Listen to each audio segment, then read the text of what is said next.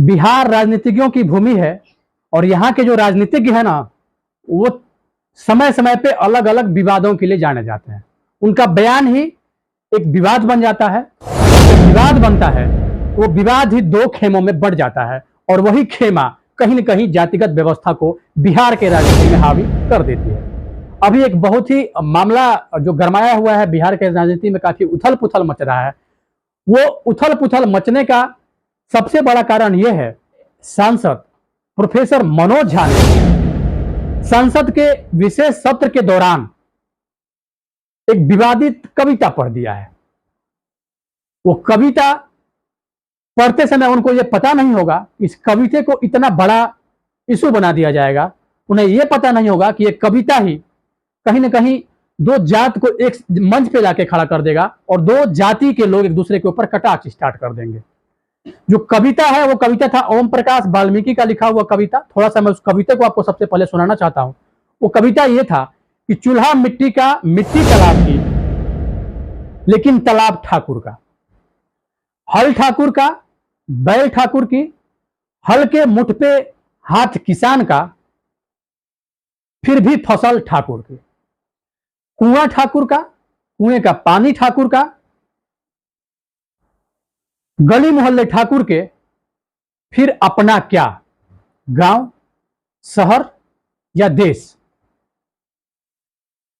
ये कविता राजद के सांसद प्रोफेसर मनोज झा ने एक कविता पढ़ दिया और जैसे ही ये कविता पढ़ा, मानो बिहार के राजनीति में भूचाल आ गया। आरोप और प्रत्यारोप का दौर शुरू हो गया। दो खेमे आपस में बट गए।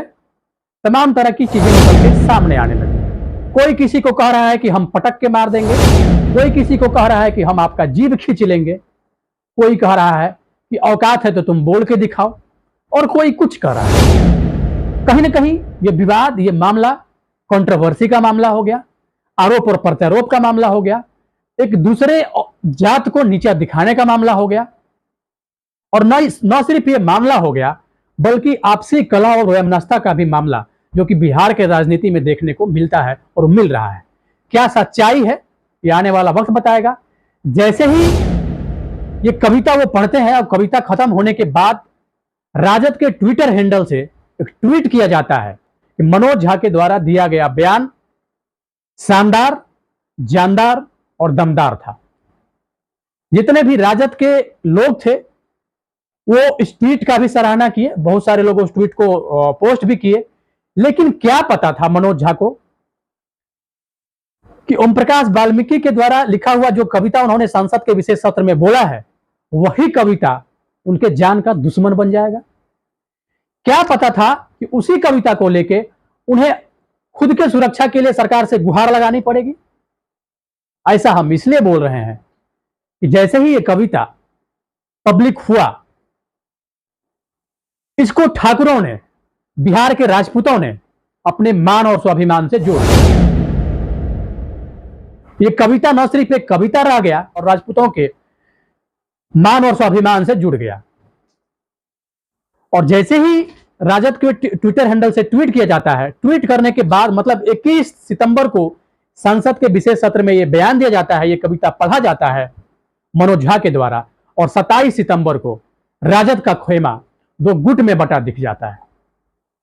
राजद के ही शिवहर से जो विधायक हैं चेतन आनंद, वो ट्वीट करते हैं। ट्वीट में वो लिखते हैं कि हम ठाकुर हैं, हम सभी लोगों को साथ लेकर चलते हैं, और समाजवाद के नाम पर कोई किसी जाति विशेष को टारगेट करके उसके ऊपर अनर्गल अगर बयान देता है तो यह दोगलेपन नीति की एक बहुत बड़ी प्रकाष्ठा है। अगर ऐसा कोई किया है तो हम भी ठाकुर हैं। जब ठाकुर दूसरों के ऊपर किया हुआ जुर्म नहीं सहता है, यहां तो बात अपने स्वाभिमान की है, यहां बात अपनी है, तो हम भी इस मनोज झा के इस विवादित बयान का खंडन करते हैं और हम बर्दाश्त करने वाले में से नहीं है कि इस बयान का पुरजोर विरोध करेंगे। अपनी आक्रोश अपने ट्वीट के माध्यम से साफ जताया। न सिर्फ ट्वीट के माध्यम से आक्रोश जताया बल्कि फेसबुक लाइव भी आए और लाइव आने के दौरान भी अपना जम के भड़ास मनोज झा के ऊपर निकाला। यह था चेतन आनंद की बात। चेतन आनंद के पिताजी जी कृष्णैया मामले में जो सजायाफ्ता थे, सजा काटने के बाद जेल से उनकी रिहाई होती है, आनंद मोहन जो कि पूर्व सांसद भी थे, वो भी एक न सिर्फ विवादित बयान दिए, बहुत ही भड़कीला बयान देकर अपने आप को दिखा दिया कि अपने जमाने के क्यों वो शहंशाह कहे जाते थे, क्यों शेरे बिहार लोग उनको बोलता था और क्यों लोग उन्हें बाहुबली नेता बोलता था। अपने इस बयान से वो स्पष्ट बता दिए। उस बयान में वो स्पष्ट बोले कि अगर मनोज झा मेरे सामने बोलते तो उनका मैं जीभ खींच के टान लेता। उनके इस बात से राजपूती अहंकार की बू आ रही थी। उनके इस बात से सही अर्थों में बाहुबली क्या होता है, बाहुबली अपने आप को कैसे प्रदर्शित करता है, उनके इस बात से साफ साफ निकल के सामने आ रहा होता है। हालांकि मनोज झा ने महज एक कविता कही थी। आनंद मोहन स्पष्ट जाति के लिए आते हैं और आके स्पष्ट बोलते हैं कि अगर मनोज झा हमारे सामने ऐसा अगर बोले रहते तो हम उनका जीभ पकड़ के टान लेते। ये था आनंद मोहन का बयान, जो कि चेतन आनंद के पिता है, लवली आनंद के पति। उसके तुरंत बाद बीजेपी के विधायक नीरज कुमार बबलू, उनका बयान आता है। न सिर्फ बयान आता है बल्कि उनका एक भड़कीला बयान आता है, जिस बयान में वो कहते हैं कि अगर हम होते तो क्या करते, उनका पटक के मुंह तोड़ देते। मतलब अगर हम होते, हमारे सामने अगर वो ऐसा बयान देते मनोज झा, तो उनको पटक के उनका मुंह तोड़ देते। ये कहना था बीजेपी के विधायक नीरज कुमार बबलू का। मतलब पटक देते, पटकवा देते, तमाम तरह की चीजें यही निकल के सामने आ रही है बिहार की राजनीति में। कहीं ना कहीं यह मामला न सिर्फ एक राजनीति का मामला रह गया है बल्कि दो जाति के बीच का मामला रहा। हालांकि इस मामले में जदयू थोड़ा सा अपने आप का बचाव करते दिख रही है। जदयू के प्रवक्ता सुनील कुमार सिंह ने कहा है कि शायद सांसद मनोज झा को राजपूतों के इतिहास का पता नहीं है कि राजपूतों ने कितनी कुर्बानियां दी, राजपूतों का क्या इतिहास रहा। अगर ऐसा वो बोलते हैं, अगर ऐसा किसी समाज को लेकर बोले हैं, तो कहीं ना कहीं उनको अपने इस बयान के लिए सार्वजनिक रूप से आके माफी मांगनी चाहिए। इस कविता को पढ़ने के बाद मनोज झा ने साफ कहा था कि मैं इस बात का क्लेरिफाई करता हूं कि वो ठाकुर मैं भी हूं, वो ठाकुर सांसद भी है, वो ठाकुर विश्वविद्यालय के लोग भी हैं, वो ठाकुर विधायिका भी है। मतलब जितने भी अहम प्रवृत्ति के लोग हैं वो सब के सब ठाकुर ही हैं। अपने अंदर के ठाकुर को मारने की जरूरत है। अपने इस बयान के माध्यम से वो ये बताना चाहते थे। लेकिन कहीं ना कहीं इस मामले को राजपूत के जितने भी नेता थे इसको निगेटिव अर्थ में ले लिए और राजपूत के नेता अपने जाति के बचाव के लिए कहें या यूं कहें कि जाति के वोट के लिए, क्योंकि बिहार में वोट बैंक की राजनीति होती है।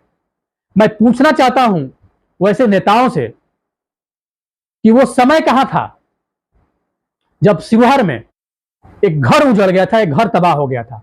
उस समय राजपूत के कितना नेता आ गए थे सामने राजपूत के बचाव के लिए। मैं पूछना चाहता हूं कि देश में ऐसे असंख्य राजपूतों के साथ तमाम तरह की चीजें होती है, वैसे लोगों को के हेल्प के लिए कितने राजपूत सामने आते हैं। मैं पूछना चाहता हूं कि आज भी राजपूतों के परिवार में, अगर बात राजपूत की हो रही है तो मैं राजपूत की ही कर रहा हूं, राजपूतों के परिवार में बहुत सारे ऐसे घर की बच्चियां होती है कि पैसे के अभाव में उसकी बच्चियों की शादी नहीं हो पाती है, तो कितने राजपूत आते हैं उस बच्चियों की शादी करवाने के लिए। मैं पूछना चाहता हूं कि आज भी सही कैपेबिलिटी होते हुए, सही एबिलिटी होते हुए एक अच्छा स्टूडेंट एक अच्छे स्कूल में शिक्षा नहीं ग्रहण कर पाता है। कितने नेता आके वैसे बच्चे का एडमिशन करवाते हैं। मैं पूछना चाहता हूं वैसे अंधभक्तों से और वैसे राजपूत के नेतृत्वकर्ता से, राजपूत नेता वैसे लोगों के लिए कब कब आते हैं। मैं ये पूछना चाहता हूं। जिस बात को आप इतना बड़ा इशू बना रहे हैं, उस बात को लेकर दो वर्ग आपस में एक दूसरे के दुश्मन हो गए हैं। आप उनके ऊपर टारगेट कर रहे हैं, वो उनके ऊपर टारगेट कर रहे हैं और मामला कुछ और निकल के सामने आ रहा है, तीसरा कोई मजा ले रहा है। तो बिहार की राजनीति महज एक राजनीति नहीं है, ये आने वाले समय में एक बहुत बड़ा अभिशाप बन के उभरने वाला है। और इस अभिशाप को न सिर्फ बिहार के लोग बल्कि बिहार राज्य के अलावा अन्य राज्यों के भी लोग बिहार के हर एक एक्टिविटी पे, बिहार के हर एक राजनीतिक एक्टिविटी पे अपना ध्यान लगाए रहते हैं और देखते हैं कि क्या बिहार में चल रहा है। ऐसे चीजों को लेके आप लोग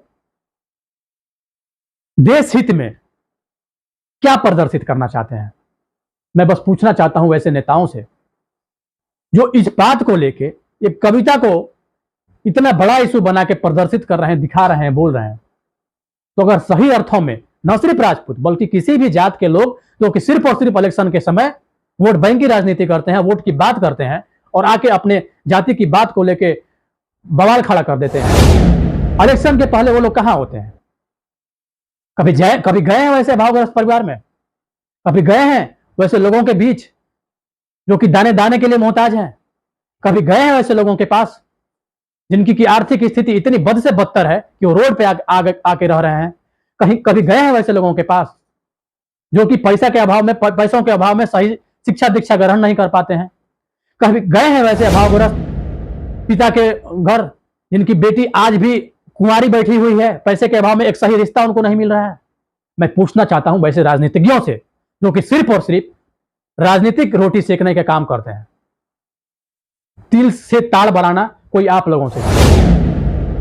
हालांकि बिहार का राजनीतिक है, यहां कुछ भी हो सकता है। जब चुनाव आता है तो यहां पे हर कुछ होने लगता है। अब इस चीज को बड़ा इशू बनाया गया, धीरे धीरे सब एकजुट हो जाएंगे। जनता मूर्ख है जो कि आपके बातों में पढ़ के उलझ के रह जाती है। ये महज एक कविता ही नहीं था, बल्कि ये कविता अब आके दो जात को एक मंच पे लाके खड़ा कर दिया है। ये लड़ाई अब मंडल और कमंडल की भी लड़ाई होती हुई दिख रही है। ये लड़ाई अब यूं कहें राजपूत और ब्राह्मण के बीच होती दिख रही है, या ये लड़ाई यूं कहें कि थोड़े समय में बैकवर्ड और फॉरवर्ड के बीच भी होती हुई दिख रही है। बिहार का राजनीति है, यहां कुछ भी हो सकता है, कुछ भी बातें हो सकती है और इस बात के लिए लोग अपनी तरह तरह की राय भी दे रहे हैं। बिहार के राजनीति को समझिए, बिहार में किस चीज की जरूरत है वो समझिए, और अगर कुछ समझना है और अगर कुछ करना है और कुछ लड़ना है, कुछ बयान देना है तो अभावग्रस्त इंसान के लिए आवाज उठाइए, भ्रष्टाचार के लिए आवाज उठाइए, गरीबी के लिए आवाज उठाइए, भुखमरी के लिए आवाज उठाइए, बेरोजगारी के लिए आवाज उठाइए, किसानों के लिए आवाज उठाइए, छात्रों के लिए आवाज उठाइए, युवाओं के लिए आवाज उठाइए। और तो और बिहार में शराब के केस में जितने भी गरीब परिवार के लोग बंद हैं उनके लिए आवाज उठाइए। लेकिन नहीं, ऐसा आप लोग नहीं करेंगे। एक बयान क्या आ गया कि आप उनके अगेंस्ट, वो उनके अगेंस्ट। संसद एक तरह से मंदिर होता है और मंदिर में कोई भी वैसा बात जो समाज हित में ना हो, जो देश हित में ना हो, जो राष्ट्र हित में ना हो, जिस बात का प्रभाव निगेटिव पड़े, जिस बात को बोलने से दो समाज एक दूसरे के दुश्मन बन जाए, जिस बात को बोलने से दो जाति एक दूसरे का दुश्मन बन जाए, वैसे बयान को, वैसे कविता को पढ़ने का जरूरत नहीं है। संसद का विशेष सत्र बुलाया गया था, उस सत्र में महिला आरक्षण बिल पे बात होना था, तो बहस वहां करने की जरूरत थी, बात उस मसले पे करने की जरूरत थी, न कि आपको कविता पढ़ के राजपूत पर टारगेट करने की जरूरत थी। तो कहीं ना कहीं दोनों अपने जगह पे गलत हैं और इन चीजों को लेके अगर राजपूत के नेता अगर आके अनर्गल बयान दे रहे हैं, बेतुका बयान दे रहे हैं, तो कहीं ना कहीं वो ऐसे लोग भी गलत हैं। और आने वाले समय में क्या होता है, इसका क्या प्रभाव पड़ता है बिहार की राजनीति पे, मंडल कमंडल की राजनीति बनेगी, ब्राह्मण राजपूत की राजनीति बनेगी, अगड़े और पिछड़े की राजनीति बनेगी, बैकवर्ड फॉरवर्ड की राजनीति बनेगी, किस तरह की बातें निकल के सामने आएगी, आने वाले समय में इस बात को बिहार की जनता ही नहीं बल्कि पूरे देश की जनता देखेगी और आने वाला वक्त बताएगा कि क्या होता है। हमारे इस वीडियो को अगर फेसबुक पेज पे देख रहे हैं, फेसबुक पेज को लाइक कर दीजिए, और हमारे अगर इस वीडियो को यूट्यूब चैनल पे देख रहे हैं तो यूट्यूब चैनल को सब्सक्राइब करके हमें सपोर्ट करिए। हम आने वाले समय में ऐसे मुद्दों को लेके जो भी चीजें सामने होती है और जो भी चीजें देश हित के लिए, राष्ट्र हित के लिए हो, उन चीजों के लिए मैं अपनी बात को बेबाकी से आपके सामने रख पाऊं। बहुत बहुत धन्यवाद।